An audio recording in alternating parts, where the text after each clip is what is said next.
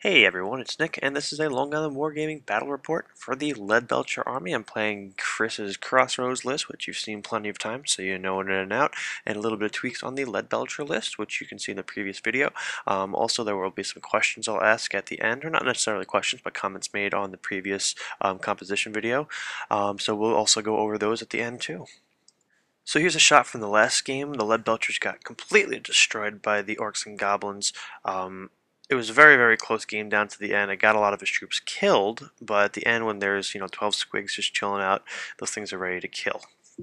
So short on time, we set up the battlefield in the same manner that it was when we left it. So this is the terrain. This is the same terrain against the game I played with Ryan. A little piece of impassable terrain on both ends. Didn't make a huge impact in the game, as you will see. But it's always tough when you got that impassable terrain in the middle, and Chris was okay with it, which I'm surprised. Later on, he always was like, "Why did I say that was okay to be there?" So, but a little segmental buildings, and yeah, so you know the lists, and let's go through the turns. We got the man-eaters actually scouting about 16, 17 inches away from the pump wagon. I want to be able to charge and kill that thing, so if he goes towards me, it's going to be a long shot. The fast cav, after their vanguard and their move, are over here by the cannon. I know people might argue, well, how they got over there? Well, you know what? It's a settlement of buildings. Fast cav should realistically be able to go through a settlement of buildings. So they're like guys on horses. Like, who gives a shit? So I said I was cool with that. Chris is like, all right, as long as you're cool with it. It makes sense to me. In a tournament, you might not be able to get away with that. And in a tournament, you probably wouldn't see a cluster of buildings like that anyway. So as you can see, his Night Goblin Wolf Riders moved, so he has first turn. The pump wagons go up flying. The pump wagon on the other side by that forest doesn't go for the man-eaters. Instead, the Wolf Riders go to redirect the man-eaters, which is fine. And the Savage Orcs squabble or fail their animosity, so they decide to do nothing. So Chris six dices foot of Gork and rolls like 21 with 6 dice, and then I take like 4 or 5 dice and like beat him with it. So that was very upsetting. The fact that I was able to get that without using my dispel scroll, which is always risky, is great. So I'm ahead of the game now with still got my dispel scroll, and he's got no dice left. In shooting, 2 of his war machines blow up, which sucks first game, and then Doom Diver or Rock Lava were able to kill this here Iron Gut. Ogre turn 1, the man-eaters go ahead and charge into the Wolf Riders. And then there's a shuffle backwards, and then there's a one trapper unit that goes ahead, moves close to the forest. This way it's on an angle in case the pump wagon decides to go after that one lone unit, which would be silly for Chris to do, but he might. It would just go out to the middle of nowhere, so I would have a turn to react or shoot it. But I plan on killing the pump wagons this turn because not too many things are in range, plus they have the most movement, so I want to take them down real quickly. And then the cannon just moves over a little bit this way. If it is charged, it's the front charge, less combat res. I go for Comet, but Chris Dispel Scrolls it, which is smart because I was going to throw it in between the two impassable terrain, more to the right a little bit. This way it would hit both the Squig and Black Orcs, and that would have been great because it would have been a nice little buffer. I would have put it in a nice spot this way, you would have to move through it and eventually get hit, which would be nice. But he dispels it. I go ahead and get Harmonic Convergence off, and now all my Leadbelchers are re-rolling ones to hit Moon, which is awesome. A few shots go at the Black Orcs, but the rest of my shots on the Leadbelchers go towards the pump wagons. I killed the one all the way over to the right, which is fine, and I am able to not kill this one, and I do like 1 wound to it. I shoot it with the cannon and only do 1 wound to it, which really sucks. Now, you might ask, why am I wasting so many shots on these things? Well, these things can move so quickly, and their impact hits would just kill my ogres. There just wouldn't be a fair fight, and they would leapfrog through my trapper, so they need to die. So I need to focus fire those things down, but this one survives, unfortunately. Kind of annoying. Over here was a tremendous overrun. I rolled like 11, so those guys are going all the way up there. You might not see it in a future turn, but it's a debate between going after the war machines and just wrapping back around. They could solidify their points and go for the war machines and really make it back and be worthwhile, but I decided to send them back towards the Night Goblin and the Squigs. So a decision I had to make. I don't know if you guys would have done the same, but yeah, so they will do that in future turn. So Orc turn 2, he's got his pump wagon compulsory move, which is going to go ahead and roll double ones. Yay! So he goes ahead and moves into the building. I believe at this point, random move just stops an inch away from the building. So that's pretty funny. Here's Chris's movement phase, a little bit of a blurry picture, but everyone moves up. The Savage Orcs obviously are a little turn behind, so yeah. So the Foot of Gork gets casted with a direct hit and is going to kill a few of the Leadbelchers. This was a point where Chris was like, why am I ever footing the Iron Guts? I should be footing the Leadbelchers. They are what's killing me, so he goes ahead and kills a handful of them, but the spell only gets off once, which is great. Foot is casted irresistibly, so Chris actually loses 2 wizard levels and the spell, so I'm actually in good shape for the rest of the game for magic. Ogre turn 2. I move up these trappers so I can go ahead and do a redirect with the squigs. For some reason I'm thinking they're frenzied, but they're not, so if they do kill them, which it would be easily done, they could just reform. But at least it's, one less turn that they can just move towards me, so, and it's a bunch of difficult terrain tests, so, and it would be silly for the Black Orcs to go after them too.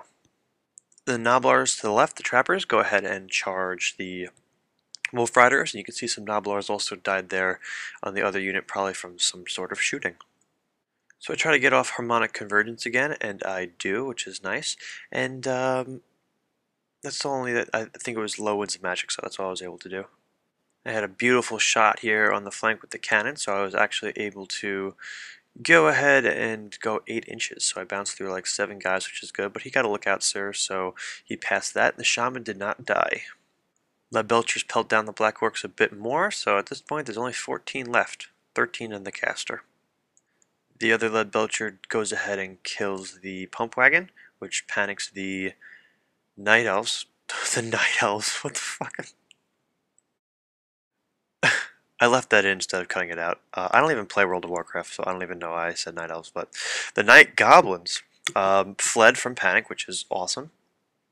My 10 Noblar trappers did terrible against uh, the Wolf Riders, so I actually lose, get run down. He goes ahead and hits the other one, which really sucks because now I'm starting to lose my chaff, which these trappers are essential to the taking on the Savage Orcs as they get closer to me, because each turn he charges one of those units, it's another set of difficult terrain tests. When you have 40 guys, that's a lot of difficult terrain tests. So, and that's a lot of extra turns to shoot and make reactions. So I kind of am not happy about that, but oh well.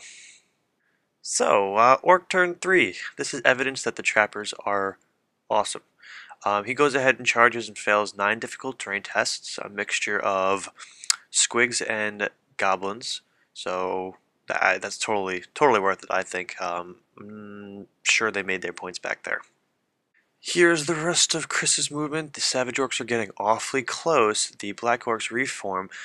Um, Chris usually doesn't bring a musician, which is something that I've been convincing him to do, which is just a personal preference. But if he had a musician, he would have been able to swift form the Black Orcs and move them up, but he didn't.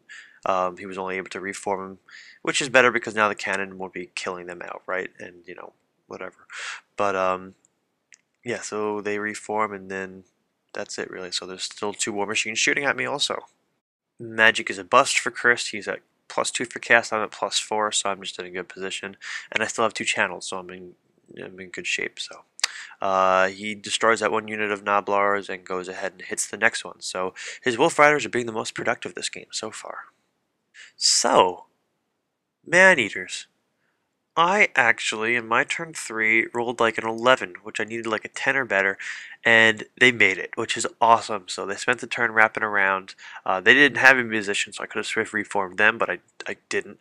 But I made this massive charge, which is great. So I'm also getting my D3 impacted strength 5, so I'm very happy about that. I was totally oblivious to this charge right here. I ended up doing it after all my charges were done. Chris was a good sport and let me do it.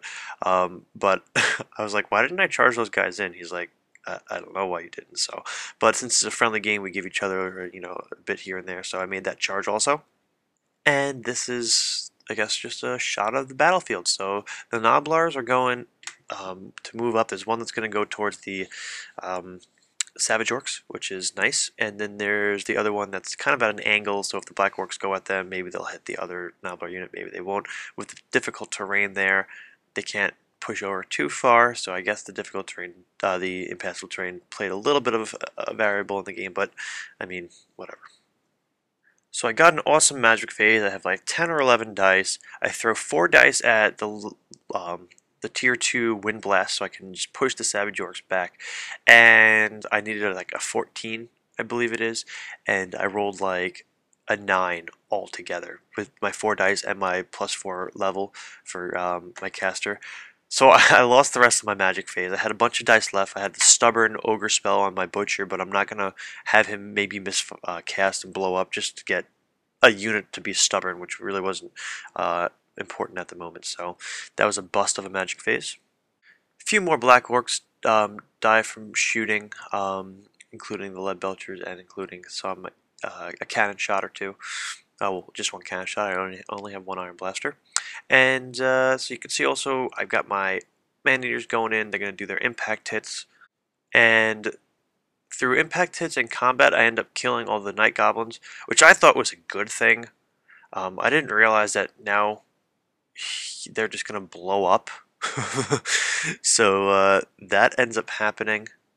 The squigs just run wildly. They run wildly, killing all the black orcs except the command, killing all the man-eaters. So boom, essentially, which is interesting, very interesting. And here's the battlefield at the end of Ogre Turn 3. Hooray. So here is Orc Turn 4. Chris goes ahead and charges the Noblar unit, which I'm thinking, instead of doing difficult terrain tests, I'm just going to flee. He charges the other unit, they flee off the board. So I did a double flee. He moved about 4 or 5 inches up, which is nice, but you know what? Now I've got another round of shooting, and everyone's going to shoot at him. This is the point where Chris calls the game, because even though he's got a lot of Savage Orcs, I've got plenty of close combat power, which isn't that great against Savage Orcs, but you know what? The fact that I can, just shoot out of him for another turn or two, maybe get a wind blast, maybe get a comet, was just not looking pretty. And I mean, I'm pretty sure his bunker unit wasn't going to do much. Actually, never mind. Last game it did a lot. It actually won the game for him. But the Black Orcs are just chilling, and there's not many of them, so I could probably charge with the Noblars and kill them, actually. They're initiative 3. That would have been pretty funny. So Leadbelchers versus Orcs and Goblins. We're now 1-1. So we'll probably do a third game to see which of us can pull it off, but this is a very turtly, like, what did Chris kept saying? It was like dwargers, or I don't know. He was combining dwarves and ogres into one word, which is essentially how the list kind of runs. But Lord of Heavens does awesome. Really thrilled with it. Never got a comment off, but harmonic conversion makes a huge difference. Harmonic convergence. I'm glad my Iron Blaster didn't blow up. Having one Iron Blaster down, okay. The Man-Eaters, though, I'm not sure they're going to make the final list, if there's even going to be a final list. I mean, I don't know if I want to play 5 games with this list at Crossroads. I might still bring out the Skaven. But let's look at some of these questions, or comments, I should say. So Malorian comments that it's a lot of trappers. He thinks it's a lot of trappers. I should probably take some out, add some Iron Guts. I agree, I could use some more Iron Guts. I like the amount of trappers, though. They do help take up core. I mean, you could see that they killed the squigs nicely. And I mean, there's just enough that I can just, I don't know, be able to chaff up my opponent.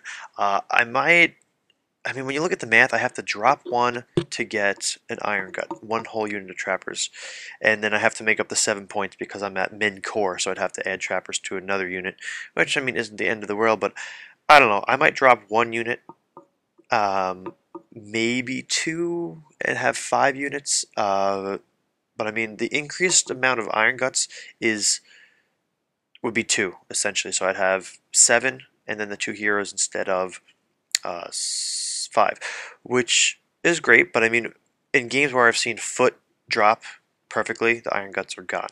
I mean, I hate having those guys die. They're so expensive. But the other thing is I don't want that unit in combat. As you can see, this isn't a combat army, so I'm trying to figure out, do I even use his second bit of advice, which is the Fencer Blades and Crown of Command. I mean, if I'm putting more Iron Guts into the unit, then yeah, I would probably want Crown of Command. This way they're not running. I'd be in a good shape for Stubborn. But, I don't know. I'm going to play around with it a little bit more. So I'm going to take that into consideration. Um, Victor Erickson essentially, yeah, agrees with Malorian. Maybe I'll try that build then with the Fencer Blades and Crown of Command. I see people like it, so. The Noblars shouldn't block too much, shouldn't cause too much cover for my opponent because they should only run up last minute. I mean, kind of like they did to the Squigs. They stay back, they stay back, they stay back, and then run up, cause a redirect or difficult terrain tests. For the most part, they'll be right in front of the Leadbelchers, and they could see right over them, no problem. It's you don't want to push them up too far forward because then your opponent can just leapfrog with them. So, and drop the man-eaters, I'd say. Yeah, I could drop the man-eaters. They did fine this game. I mean, they caused the Squigs to blow up, but I mean, one good placement of the Rockalaba or a Doom Diver, they'd be done. They'd be done. That's 160 points down the drain. So I could drop them and try to get in two Saber Tusks, which will do the same thing in terms of War Machine hunting and more redirecting. A BSB would be nice. I don't have a BSB for anyone that didn't notice. No BSB, it's just a Butcher and a Slaughtermaster. A BSB would be nice, but that's just so many points in heroes, and I don't know. A scrap launcher would be interesting. Let me know what you guys think about the scrap launcher. I have an Iron Blaster scrap launcher kit. I haven't assembled yet. I mean, with Crossroads comp, I could bring one Iron Blaster and then a scrap launcher. But I'm trying to figure out if I'm even going to bring this list. It's kind of annoying to play with people because I mean, it's just I'm going to back up and do stupid shooting, which is fun for me. But when it goes wrong, it goes terribly wrong. It's either I win like this game or I lose terribly like I did against the other game with Chris or against the Warriors of Chaos with Ryan, where once you get overrun or someone gets to you, that's it. You're done. So, I don't know. It's either going to be Skaven or this. I also have to figure out what the other boys are doing because we only have so many painted armies. I mean, painting up the ogres is so easy if one of the other guys wanted to bring my Skaven instead, so. Chris says drop a unit of trappers and add cats. Yep. The one thing is, though, the second I drop a unit of trappers, I'm at minimum core. So I'd have to make up with something. An Iron Gut, which is not 50 points, it's 43 points, so I'd have to make up 7 points somewhere. So that 7 points could be a banner on um, a different Nablar unit, which would be good for Blood and Glory. But yeah, all right. Cat's got to go in, and I'll try the Crown of Command and Fencer Blades. Although I don't want my Butcher actually getting into combat, but cool. So thanks for watching, guys. Thanks for the feedback. Hope you guys enjoyed this Leadbelcher Army game, and I'll see you in the next one.